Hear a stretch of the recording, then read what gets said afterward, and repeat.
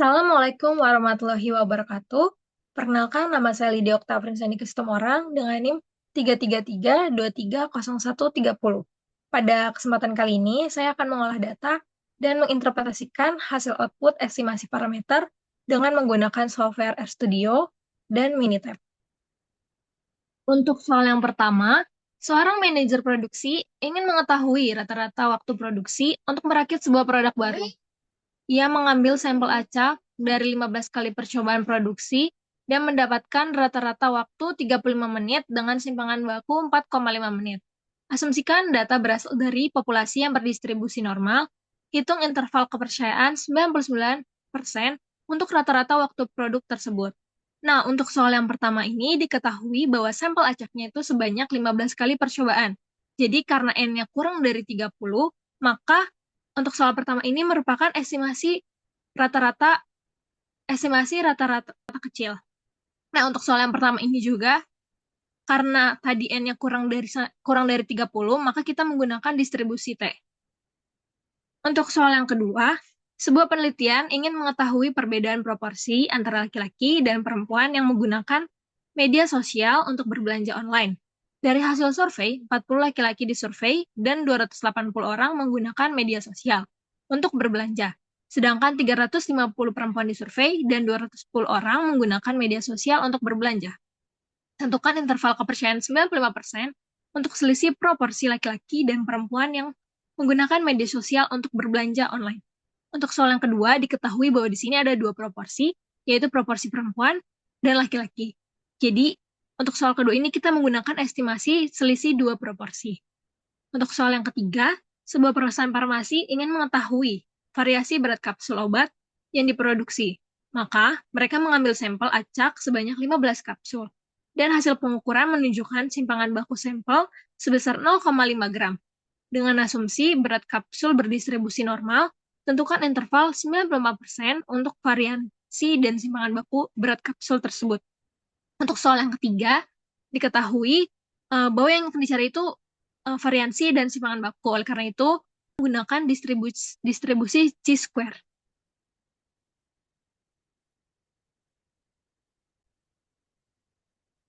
Sekarang kita masuk pada software RStudio. Untuk soal yang pertama, diketahui bahwa X-bar-nya atau rata-rata sampel itu 35 menit. Untuk simpangan bakunya atau S-nya itu 4,5 menit. Dan untuk ukuran sampelnya atau N-nya itu sebanyak 15 kali percobaan. Nah, tadi di soal diketahui bahwa interval kepercayaannya itu 99%. Jadi untuk nilai alfanya dengan cara 100 dikurang 99% itu sama dengan 1%. 1% sama dengan 0,01. Jadi tingkat signifikasi atau alfanya itu 0,01. Setelah kita menuliskan yang diketahui, selanjutnya kita masukkan perhitungan untuk derajat kebebasan. Jadi derajat kebebasan itu dilambangkan dengan DF. Untuk rumusnya itu N dikurang 1. Nah, setelah kita menghitung derajat kebebasan, kita mencari nilai titik kritis untuk alfa per 2. Alfa per 2-nya itu 0,05 karena tadi alfanya kan 0,01 dibagi 2 jadi 0,05. Dengan DF derajat kebebasannya itu 14. Tadi di rumusnya itu N kurang 1, berarti N-nya tadi kan 15, dikurang 1 jadi 14. Nah, untuk titik kritis, kita menggunakan codingan seperti berikut. QT dalam kurung 1 dikurang alfa per 2, DF derajat kebebasannya. Kemudian, setelah mencari nilai titik kritis, kita mencari standar errornya. Untuk standar errornya itu dengan simpangan baku dibagi SQRT itu merupakan rumus untuk menghitung akar kuadrat. Akar kuadrat dari N, ukuran sampelnya. Jadi N di sini N1. Nah, setelah kita mencari standar error, kemudian kita bisa mencari batas atas, batas bawah, dan batas atas selang kepercayaannya. Dengan rumusnya itu, dengan perhitungannya, untuk batas bawah itu namanya lower bound, cara mencarinya itu X bar, berarti rata-rata dikurang titik kritis, dikali SE, standar error. Nah, kalau tadi untuk batas bawah itu dikurang, untuk batas atas ditambah. Jadi untuk upper bound itu X bar rata-rata ditambah titik kritisnya dikali standar errornya SK. Kemudian kita cetak hasilnya. Nah, sekarang kita run.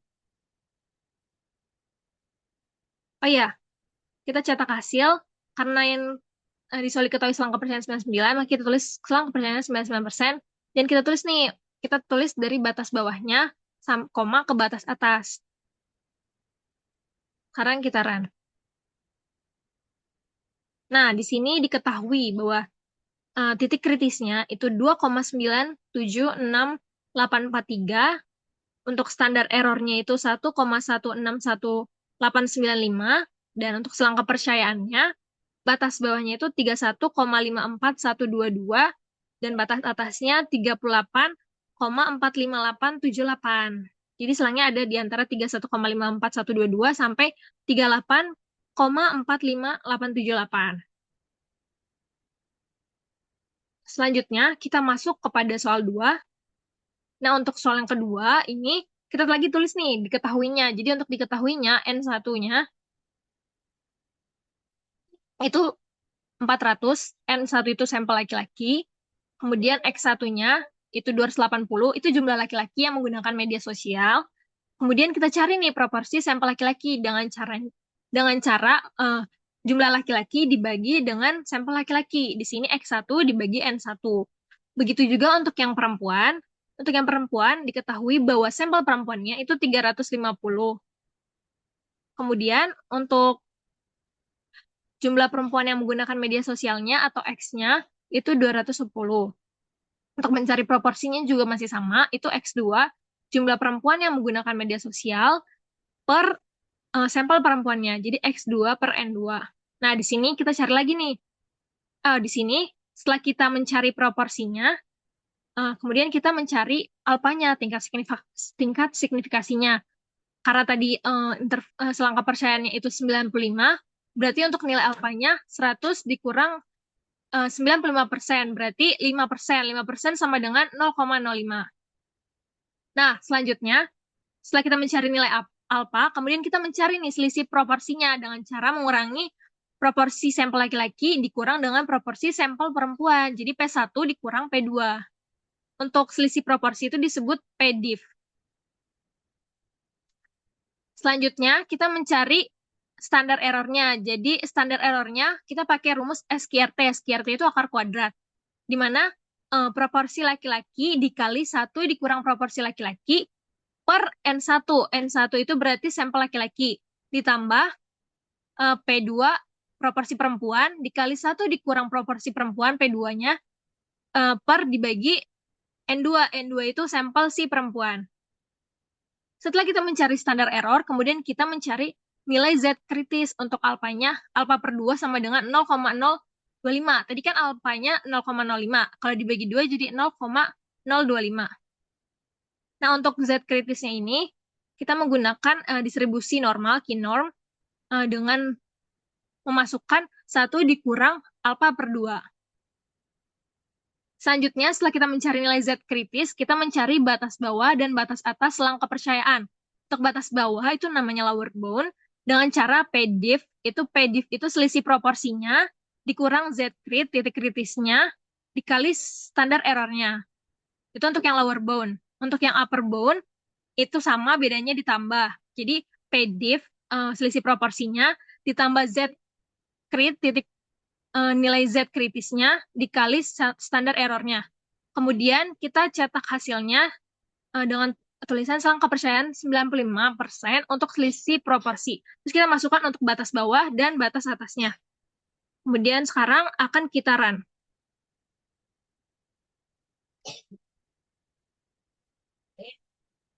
Nah, di sini didapatkan bahwa standar errornya 0,03479532. Untuk nilai Z kritisnya itu di 1,9599,64. Batas didapatkan juga selang kepercayaannya untuk batas bawahnya itu 0,0318023, dan selang atasnya atau batas atasnya 0,168197676. Jadi untuk selangnya berada di antara 0,0318023 sampai 0,1681976.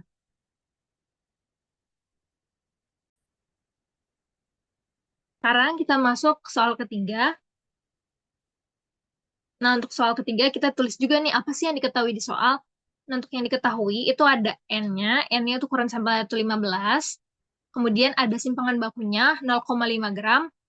Kemudian ada variansi sampel. Ini kita tuliskan S kuadrat. Kemudian untuk alpanya itu karena yang tertulis di soal itu tingkat kepercayaannya itu 95, berarti alfanya juga sama dengan kayak nomor 2 tadi, 0,05. Kemudian kita cari, selanjutnya kita cari derajat kebebasannya. Untuk derajat kebebasannya juga N dikurang 1. Setelah kita mencari derajat kebebasan, kemudian kita mencari nih nilai chi-square dari tabel ketika si df-nya atau derajat kebebasannya itu 14. Nah, di sini rumusnya chi, chi L itu berarti chi-square yang lower, batas batas bawah dari chi-square.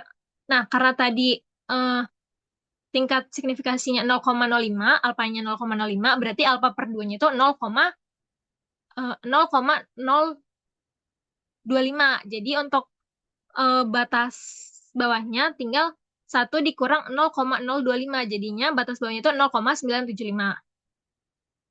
Kemudian untuk mencari batas atasnya CU, berarti C upper. Ini dengan cara sama dengan cara alfa alfa per 2, derajat kebebasannya. Jadi batas atasnya itu yang tadi 0,025-nya. Kalau yang batas bawah itu tinggal 1 dikurang 0,025. Nah, kalau batas atasnya itu tinggal pakai yang 0,025. Nah, setelah kita mendapatkan nilai chi-square-nya dari tabel, jadi untuk nilai chi-square itu kita lihat dari tabelnya. Kemudian kita mencari nih, kita menghitung interval kepercayaan untuk variansi. Untuk yang variansi juga sama, kita mencari batas bawah sama batas atasnya. Untuk batas bawahnya itu N dikurang 1 atau derajat kebebasan dikali S-nya variansi sampel dibagi CL. Berarti karena tadi batas bawah, berarti dibagi sama C-square yang batas bawah. Kemudian untuk yang variansi upper, sama juga N dikurang 1 derajat kebebasannya dikali S kuadrat. S2 ini yang variansi sampel tadi dibagi CU, berarti C upper. Nah, setelah kita masukkan perhitungan interval kepercayaan, kemudian kita menghitung lagi nih interval kepercayaan untuk simpangan baku. Nah, untuk simpangan baku ini, itu standard deviation lower, SQRT itu untuk perhitungan akar kuadratis, yang dimasukkan nilai si variansi lower. Jadi untuk yang simpangan baku ini, kita menggunakan hasil perhitungan dari yang variansi tadi. Selanjutnya, SD upper. Ini juga sama, SQRT itu untuk perhitungan akar kuadratis, karena standar deviasi itu menggunakan akar kuadrat. Kemudian, karena tadi upper, kita masukkan juga yang variansi upper. Selanjutnya, kita minta si RStudio itu untuk menampilkan hasilnya, cetak hasil selang kepercayaan 95. Karena yang kita cari itu 2, variansi dan simpangan baku, maka kita buat perintahnya itu 2. Yang pertama itu selang kepercayaan 95% untuk variansi, dan yang kedua selang kepercayaan 95% untuk simpangan baku. Nah, sekarang kita run.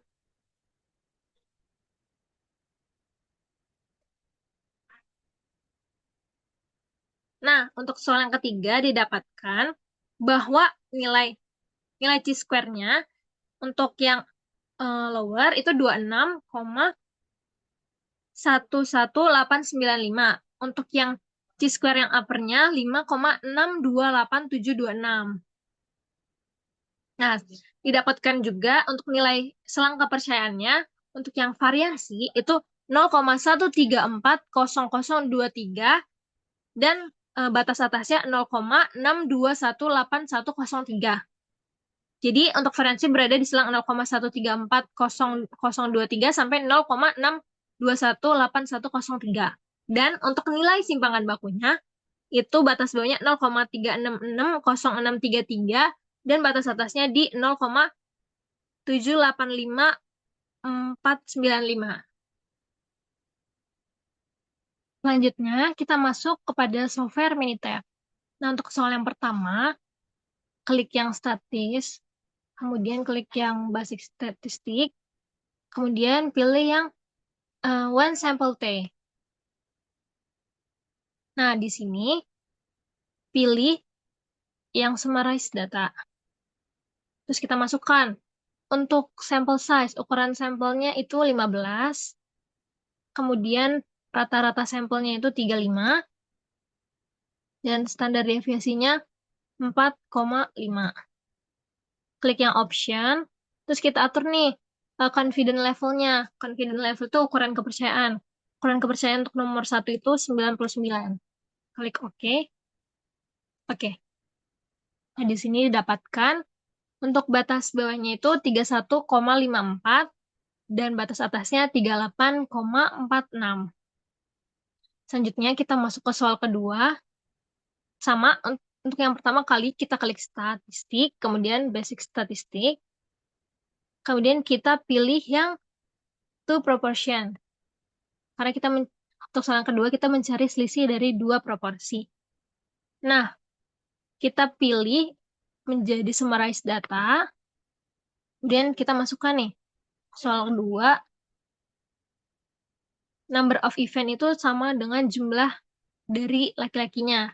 Jumlah laki-laki yang menggunakan media sosial. Berarti jumlah laki-laki itu 280. Jadi sampel pertama itu laki-laki, sampel kedua itu perempuan. Nah, number of trials-nya itu, sampelnya itu 400. Kemudian untuk number of event yang perempuan, itu 210 untuk jumlah perempuannya. Dan sampelnya itu 350. Kita pilih juga yang option. Nah, di sini untuk confident levelnya itu 95, itu udah benar. Kita klik OK. Oke. Nah, untuk soal yang kedua, selangnya itu di batas bawahnya 0,031802 sampai di batas atasnya itu 0,168198. Selanjutnya, kita masuk ke pengerjaan soal ketiga. Untuk caranya masih sama. Kita klik yang start, basic statistik, kemudian teman-teman pilih yang satu variance, one variance. Nah, ini pilih yang standar deviasi. Terus sampel size-nya kita masukkan nih. Sampel size-nya ukuran sampelnya itu 15. Kemudian standar deviasi atau simpangan bakunya 0,5. Kemudian kita atur dulu nih tingkat kepercayaannya. Teman-teman untuk mengaturnya klik yang option. Kemudian masukkan nih confident levelnya 95. Karena di soalnya 95, kita harus 95. Klik OK. Oke. Nah, di sini dapatkan untuk batas bawahnya 0,366, batas atasnya 0,789. Nah, di sini ada nilai variansi yang bakal kita gunakan untuk perhitungan si variansinya. Teman-teman klik yang start, basic statistik, kemudian sama pilih yang one variance. Nah, ini diganti yang sampel standar deviasinya kita ubah menjadi sampel variance. Untuk sampel size-nya sama 15, sampel variance-nya ini kita masukin yang 0,250. 0,250. Kita pilih yang option lagi, kita atur tingkat kepercayaannya. Tingkat kepercayaan itu 95. Kalau udah, oke aja. Oke lagi. Nah, di sini didapatkan untuk batas bawahnya 0,134 dan batas atasnya 0,622. Jadi untuk soal nomor 5, itu untuk simpangan bakunya, batas bawahnya 0,366 sampai 0,789 berada di interval tersebut. Untuk variansinya di rentang 0,134 sampai 0,622.